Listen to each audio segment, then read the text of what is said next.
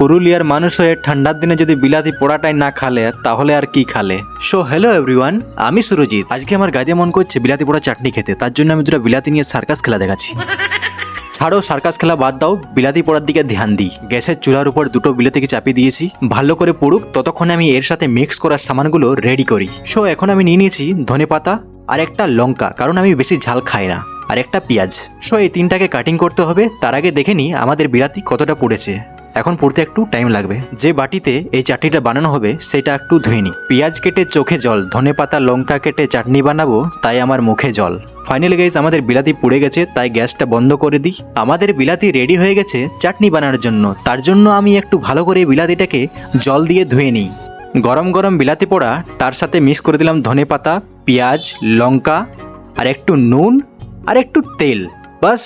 So এবারে এটাকে ভালো করে সাইনিয়ে দেবো। ডাল সবজি ভাত আর বিলাতি পোড়ার চাটনি নিয়ে বসে গেছি খেতে। সো বন্ধুরা, তোমরা কারা কারা বিলাতি পোড়ার চাটনি খেতে ভালোবাসো কমেন্টে অবশ্যই জানাবে। আর হ্যাঁ গাইজ, আমার না দমে ভালো লাগে খেতে। আজকের মতন এইটুকুই, দেখা হচ্ছে পরের ভিডিওতে। Okay guys, by.